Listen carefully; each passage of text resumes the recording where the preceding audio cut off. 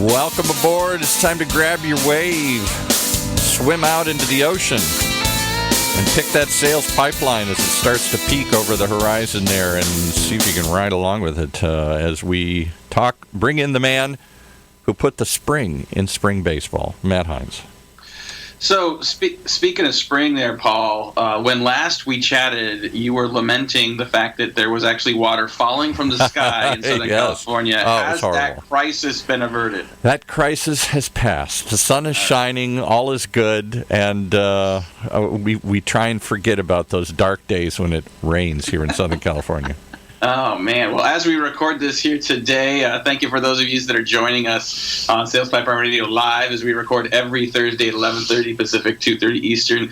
Recording today live from Hines Marketing World Headquarters in Redmond, Washington. It is a beautiful day. It is going to be 80 degrees. The nice thing about living up here in the Pacific Northwest is the summer days and the late spring days, they just kind of keep going. We are going to have daylight until about 9:15, 9:20 today. So it should be a nice day. So wherever you're listening to Sales Pipeline Radio today, hope you're enjoying your Thursday. If you're listening to us through the podcast, thank you very much for subscribing. You can catch us every new episode through the iTunes Store and Google Play. And as always, every episode of every episode of Sales Pipeline Radio is available past, present, and future on salespipelineradio.com. We feature every week some of the best and brightest names in sales and marketing, and B2B today is no different. We are very excited to have with us Mike Braund. He is the Director of Marketing Operations at Tableau Software. Tableau, many of you know, doing some really innovative things on the marketing side, and Mike has been there for quite a while, and talk a little about marketing ops, marketing tech. Mike, thanks so much for joining us today. Thanks for having me on, Matt. I know we've had a connection through a common employee, Nicole, over the years, but it seems like more recently we've had other people trying to connect us, whether that's vendors or other past colleagues. So excited to be able to do that via your radio show. Yeah, I appreciate it, and I think some of the notes we were talking about before the show and things you guys are working on. I mean, you have one of the more, I think, ambitious agendas for a marketing operations team I've seen with some of the things you guys are doing, and so I wanted to spend a little time digging into those and learning what you guys are doing to help give other people that are trying to raise the game of their marketing operations team a little bit.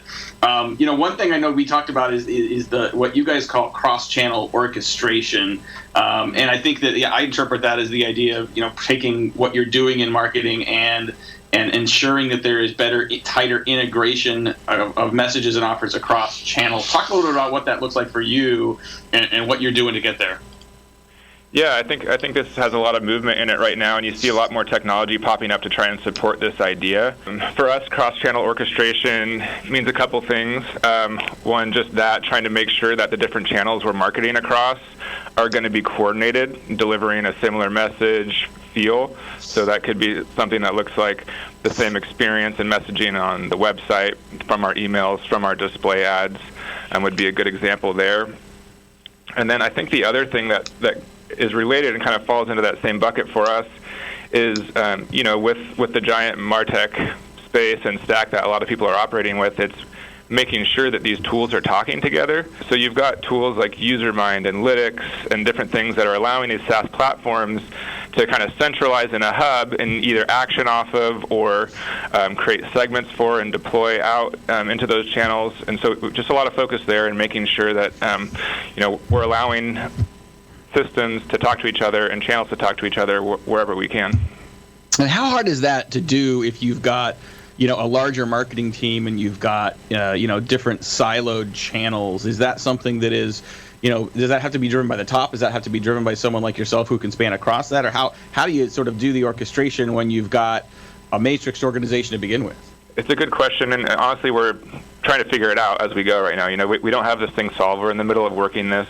But with the example where we're talking about marketing through display and email, it is an effort being kind of driven out of our marketing operations team, and then just really partnering closely with the digital marketing teams, for example, social teams, and trying to get them on board. Explain, everybody's aware of the advantage and the experience that that's going to be able to improve for our customers and prospects, and then it's just trying to organize that, and then a lot of the data work behind the scenes to get to actually make the connections work. And I know, we're talking about orchestration across channels, but I think there's a a coordination effort required as well to tell a real sort of a story of the marketing, of the influence marketing is having across the entire buying journey. So talk a little bit about what work you guys have done to tell a story from impression to close deals. Like, how are you tying all of those parts of the buying journey together to create a complete story of what's working, but also to create a complete story of marketing's impact? Yeah, this is really cool for us. We're able to achieve a lot of this stuff just because of the bright people we have on our teams. And so we've got a marketing engineering team with some database engineers that really make this work. But our website is built on Drupal. It will capture engagements on the website, both where they have come from a lot of the times from URL parameters, as well as the information about the offer that they're landing on.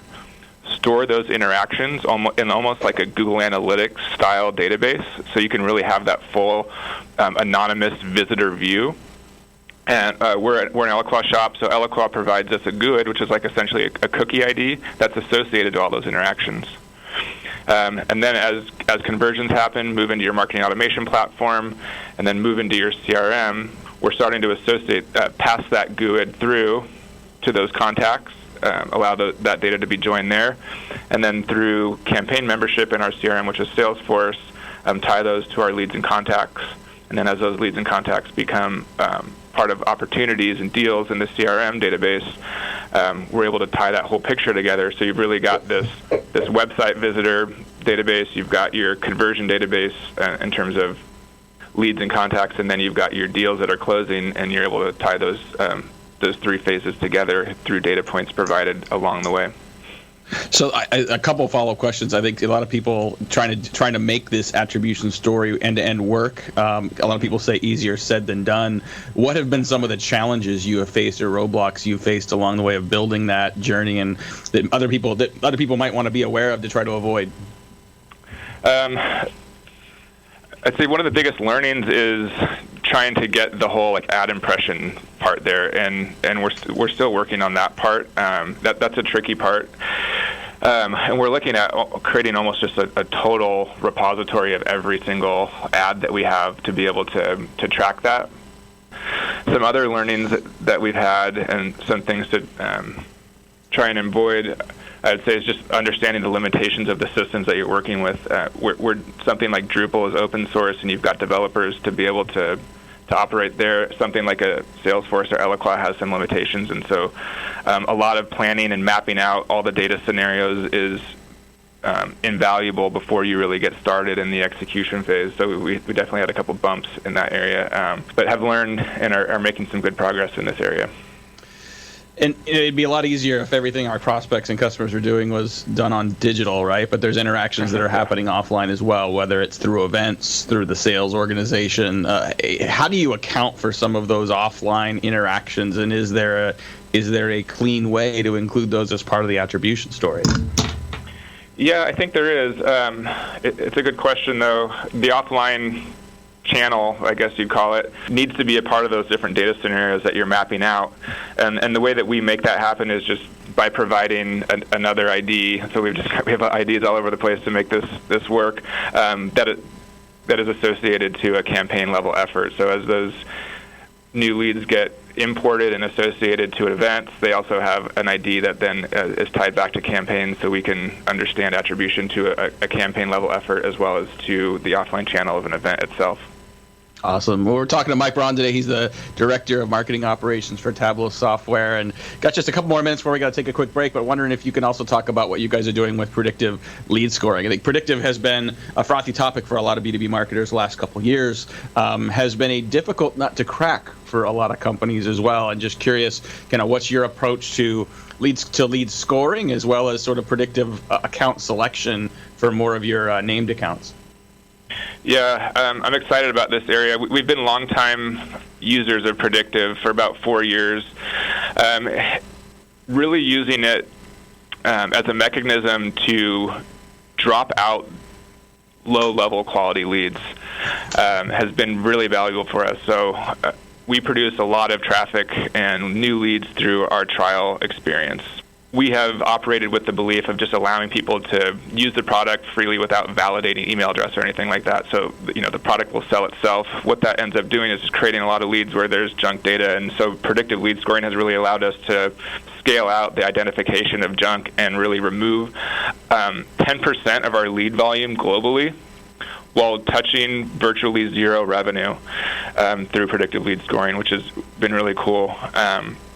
And we're really excited to start a new partnership with 6 Sense, who is starting to play in the side of predictive on the behavioral side. And we've just signed on with them. We're getting started with data intake, and we'll begin our modeling journey here shortly. And I'm really excited at the potential that they offer, because if you think about the old lead scoring way, you have the explicit and implicit score, where a lot of people had that matrix style score that would come out, A1s, B2s, etc. Predictive in the past has really been around that kind of like fit side, and 6 Sense has started to introduce predictive on the behavioral side, which I think has a lot of power, and a lot of the times your most successful triggers for sending leads to sales are on the behavior themselves and not just the fit. It is that behavior that is being observed in your own in your own environment? Is that behavior externally? Is it combining the two together? It's combining the two together, and that's what makes it really powerful. So it's taking the first-party data that we're going to have on our CRM, Eloqua, and on our website, as well as external data that they're going to be able to provide to us through search intent outside in the B2B web, as they call it. Mike, how many vendor pitches do you receive every week? Very few, because I just don't pick up the phone a lot of the time. I got to imagine, though, in addition to the phone, you must just get, emails and everything else. And I know we're going to have to take a break here in a second, but each one of these focus areas, obviously there's usually a solution, sort of external solution that helps with that. But when we come back to the break here, I want to talk a little more about not just what you're looking for with vendors, but also sort of how do you decide what goes into your tech stack? How do you manage it? How do you optimize it over time? We're going to have a lot more here. We're going to take a quick break, pay some bills. We'll have a lot more with Mike Braund from Tableau here after the break. You're listening to Sales Pipeline Radio.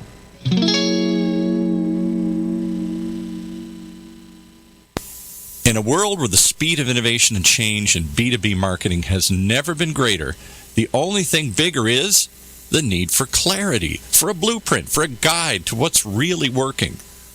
And how about a way to apply it specifically today to increase sales pipeline growth, velocity, and most of all, conversion? That's what you'll find in the Modern Marketer's Field Guide. And amazingly, you can download it for free. HeinzMarketing.com, just like it sounds, HeinzMarketing. It encompasses the entire sales and marketing cycle, but in quick bursts with lots of specific, actionable ideas, strategies, tactics you can put to work right away, like today. The loaded table of contents helps you narrow in and tackle a problem. And it's something you can come back to over and over again as a reference guide. Why not download your free copy of the Modern Marketer's Field Guide? It's free. HeinzMarketing.com, just like it sounds. HEINZ Marketing.com. All right, back to Matt and his guest. Thank you very much. If you like what you're hearing today, got a ton more questions for Mike here, talking about marketing operations and revenue ops in general. If you like what you're hearing, you can definitely check out this episode. Share it with your friends by going to salespipelineradio.com here in a couple days. Coming up over the next couple weeks on Sales Pipeline Radio. Next week, we're keeping it in the family. We've got Mike's boss, Elisa Fink. She's the CMO of Tableau. We're going to be focusing most of the conversation on what she thinks of Mike and what she wishes he would be doing better. I'm kidding. We're not going to be talking about that. Elisa's been at Tableau since almost the beginning, and so she's seen a very early stage startup get very big and very successful. We're going to talk about what it takes to manage a marketing effort in different stages. Week after that, we've got Dave Gerhardt. He's the VP of Marketing at Drift. If you're not familiar with Drift, they are attempting to eliminate the landing page, eliminate forms as it relates to B2B marketing. They've got an innovative approach they're using to get there. And then on the middle of May, I'm going to be out, but we've got Brian Hansford. He runs our marketing performance management group. He's going to have a special guest talking about attribution. and how to manage marketing in a more strategic way. But today we got a little more time with Mike Braund. He's the director of marketing operations at Tableau Software. And before the break, I kind of asked you a question about vendors reaching out to you. And you may not pick up your phone, but you definitely have an email address. And I imagine you, like me, are seeing both good pitches and bad pitches. I'm curious, as someone who I'm assuming receives plenty of pitches in the mail, what are things that stand out to you, both good and bad? It's a good question, and most of it does reach me through email at this point.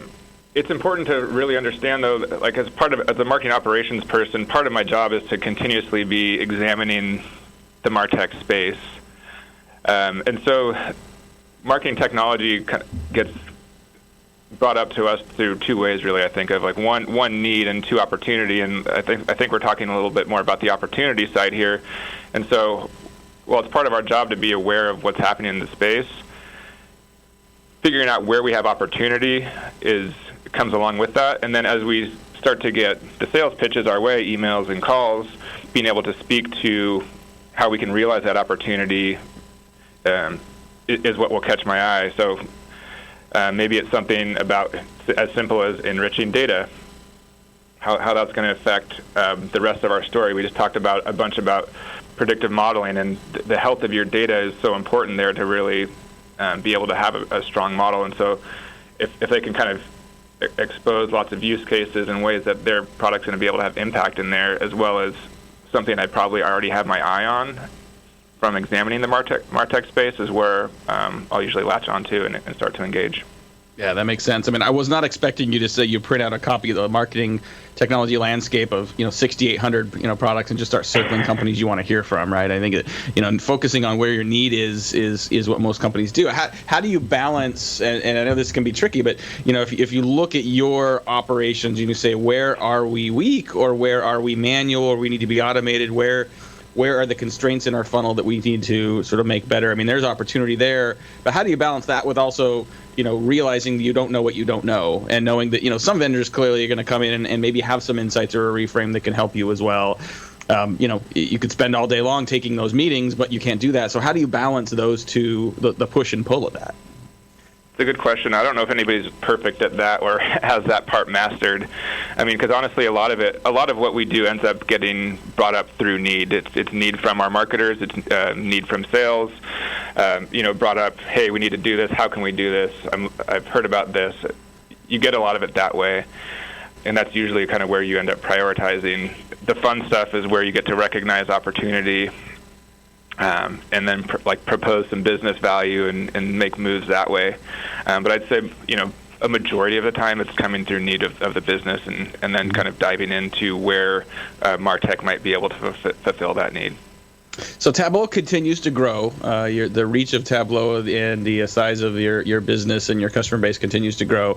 With that, the sales numbers continue to get larger and more complex. A lot of companies, as they grow, have different ways of managing their marketing operations. Some continue to have a centralized effort. Some, start to break that up and have managed efforts more locally or based on certain divisions. It seems like the Tableau approach has been more centralized. And now you've spent a lot of time in the last year building out a center of excellence. Talk a little bit about how Tableau has approached and centralized marketing operations to drive performance.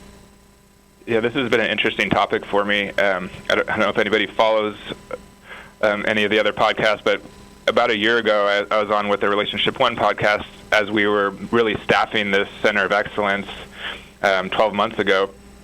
And so this is actually a new approach for Tableau. For a long time, we took a decentralized approach. We had the marketing managers themselves executing campaigns within Eloqua.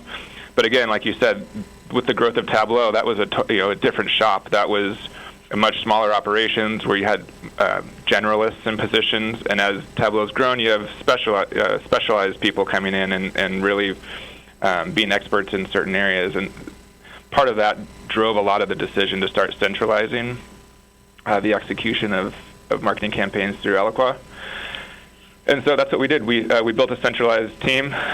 We've had this team for about 13 months, as I'd say, and I've learned a ton. I mean, if I could go back, we'd do so many different things a different way. And I think some of the most important things and learnings that I've had out of that is really understanding accountability throughout the process from beginning to end.